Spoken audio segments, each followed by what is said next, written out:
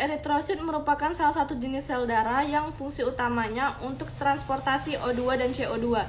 Jumlah eritrosit pada tubuh kita yaitu sekitar 4-5 juta pada wanita, 5-6 juta pada pria. Di dalam sirkulasi darah perifer, pada umumnya eritrosit tidak berinti, dengan retikulosit merupakan sel eritrosit termuda. Selanjutnya itu Hb. Hb merupakan senyawa biomolekul yang mengandung Fe atau besi yang bertanggung jawab atas pengikatan oksigen dan juga warna merah dari eritrosit. Proses pembentukan eritrosit. Proses pembentukan eritrosit disebut juga eritropoiesis, terjadi pada sumsum tulang. Pendewasaan sel berlangsung sekitar 7 hari, dengan masa hidup setelah pelepasan dari sumsum tulang kurang lebih 120 hari. Untuk dapat memulai proses eritropoiesis, maka sumsum tulang memerlukan sinyal berupa hormon dan sitokin. Hormon dan sitokin yang merangsang eritropoiesis ini diproduksi oleh organ dan sel di luar sumsum tulang. Seperti halnya hormon eritropoietin yang dihasilkan dari organ ginjal.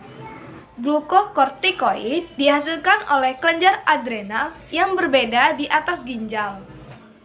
Sedangkan sitokin berupa interleukin 3, interleukin 6 yang dihasilkan oleh sel T, sel monosit, yang semuanya akan bersama-sama menuju sumsum tulang.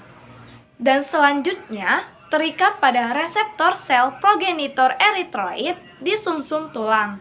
Kemudian bagaimana cara sel eritrosit berlangsung? Di sini saya akan menjelaskannya. Yang pertama, hormon dan sitokin sebagai faktor pertumbuhan melekat pada reseptor sel progenitor, yaitu sel yang merupakan cikal bakal eritrosit.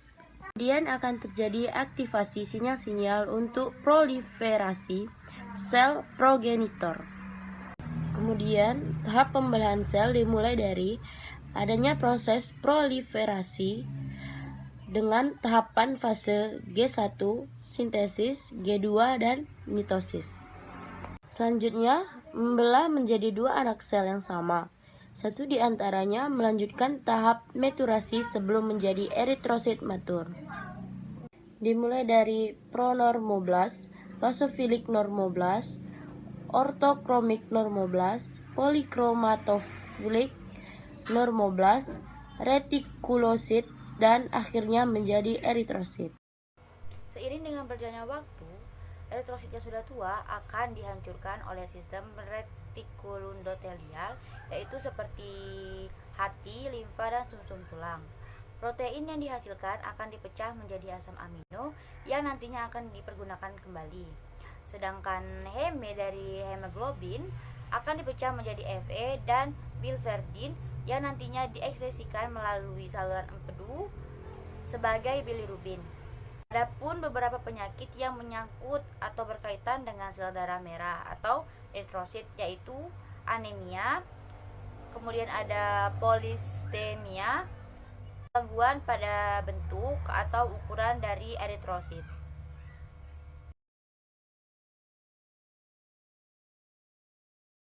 Halo adik-adik, jumpa lagi dengan kakak dalam pembahasan materi sistem peredaran darah adik-adik. Nah, pada kesempatan kali ini kakak akan membahas materi yang terkait tentang sel darah merah. Dalam hal ini adalah pembentukan sel darah merah itu sendiri adik-adik. Adik-adik di sini perlu ketahui bahwa eritrosit itu dihasilkan atau sel darah merah itu dihasilkan pertama kali di dalam kantong kuning saat embrio atau setelah saat embrio pada minggu-minggu pertama. Nah, itu seperti itu dihasilkan eritrosit pertama kali. Nah, adik-adik, adapun ya proses pembentukan eritrosit itu disebut dengan eritropoiesis. Jadi, pembentukan sel darah merah ini ya dikenal dengan nama eritropoiesis, adik-adik. Nah, eritropoiesis seperti ini adik-adik. Nah, eritropoiesis ini ya nanti prosesnya itu seperti yang katakan tadi ya, pertama kali itu dilakukan di kantong kuning pada saat embrio sudah tumbuh pada minggu-minggu pertama. Selanjutnya ya, setelah beberapa bulan kemudian eritrosit terbentuk di dalam hati, limfa dan kelenjar sumsum tulang belakang adik-adik. Nah, selanjutnya ya, produksi eritrosit ini dirangsang oleh hormon eritropoietin adik-adik. Jadi si eritropoiesis atau pembentukan sel darah merah ini adik-adik ya, dirangsang oleh hormon yang namanya hormon eritropoietin adik-adik, hormon ya eritropoietin. Nah, seperti ini. Selanjutnya ya, setelah dewasa eritrosit ini dibentuk di sumsum tulang membranosa. Jadi beda lagi dibentuknya kalau sudah manusia itu dewasa adik-adik. Nah, semakin bertambah usia seseorang, maka produktivitas si sumsum tulangnya akan semakin turun adik-adik. Nah, adapun pada proses pembentukan sel darah merah atau eritropoiesis ini ya, itu adalah berkembang dari hemositoblas, di mana hemositoblas ini yaitu sel pembentuk eritrosit adik-adik ya. Jadi di sini sel pembentuk eritrosit itu sekali lagi ya dinamakan dengan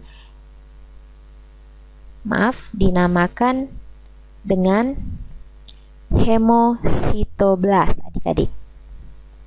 Jadi di sini ada hemositoblas. Nah, adik-adik, hemositoblas ini ya bentuknya itu sel batang miolit yang terdapat di sumsum tulang. Nah, nanti sel ini akan membentuk berbagai jenis sel-sel darah, sebenarnya bukan hanya sel darah merah saja.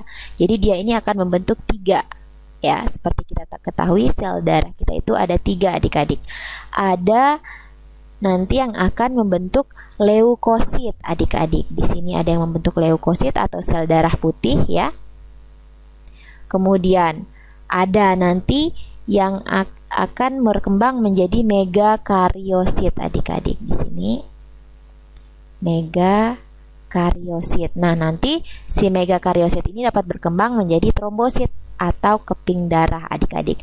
Selanjutnya nanti si hemositoblas ini ya akan bisa berkembang juga menjadi eritrosit adik-adik atau sel darah merah seperti itu. Nah, adik-adik ya, setelah berkembang menjadi eritrosit, nanti rata-rata umur dari si sel darah merah atau eritrosit ini adik-adik biasanya itu mencapai umurnya itu kurang lebih 120 hari adik-adik. Nah, seperti ini. Nah, jika sudah 120 hari, kurang lebih 120 hari, maka sel-sel darah merah ini akan mengalami kerusakan adik-adik. Nah, kalau eritrosit ini mengalami kerusakan ya, jadi seperti ini ya. Jadi nanti sel-sel darah merah atau eritrosit yang mengalami kerusakan ini akan dihancurkan dalam sistem retikulum endotelium, terutama dalam limfa dan hati adik-adik. Nah, seperti yang kita ketahui eritrosit ini kan nanti terdiri dari hemoglobin, di mana ada hemin dan globin adik-adik. Jadi di sini nanti adapun setelah rusak nanti si hemoglobinnya ini ya adik-adik, di sini hemoglobinnya ya, dimana hemoglobinnya ini kita ketahui ada heminnya ya. Kemudian selain hemin ada juga globinnya adik-adik di sini. Nah, nanti adik-adik ya, kalau hemin ya pada hemoglobin sel darah merah yang sudah rusak ini adik-adik ya, dia ini akan dipecah menjadi asam amino untuk digunakan sebagai protein dalam jaringan-jaringan dan zat besi. Maaf adik-adik, dia akan diubah menjadi asam amino sebagai protein dalam jaringan-jaringan adik-adik. Jadi kalau yang globin ini sekali lagi dia itu akan diubah menjadi asam amino adik-adik di sini. Nah, seperti ini. Nah, adapun kalau hemin ya, dia ini nanti akan diubah bisa jadi menjadi zat besi adik-adik. Zat besi ya. Atau mungkin adik-adik sisa hemin ini nanti bisa diubah menjadi bilirubin adik-adik. Bisa menjadi bilirubin. Nah, apa sih bilirubin ini? Bilirubin ini adalah warna kuning empedu. Jadi bilirubin ini adalah zat yang menyebabkan warna kuning pada empedu adik-adik. Selanjutnya selain menjadi bilirubin ya, dia juga nanti sisa hemin ini bisa saja diubah menjadi biliverdin adik-adik. Nah, seperti ini. Di mana biliverdin ini adalah ya zat yang menyebabkan warna kehijau-hijauan yang dapat dilihat pada perubahan warna hemoglobin yang rusak pada luka memar adik-adik. Nah, seperti ini. Nah, jadi adapun pembentukan sel darah merah adik-adik sekali lagi dinamakan dengan eritropoiesis ya, di mana nanti perkembangan sel darah merah itu ternyata berasal dari hemositoblas ya, di mana kalau eritrosit rusak, sekali lagi si hemoglobinnya akan dirombak, di mana heminnya akan bisa jadi menjadi zat besi, bilirubin atau biliverdin, sedangkan si globinnya nanti ini dirombak menjadi asam amino adik-adik. Oke adik-adik, demikian penjelasan kakak tentang materi pembentukan sel darah merah. Tetap semangat dan sampai jumpa pada konten sistem peredaran darah selanjutnya.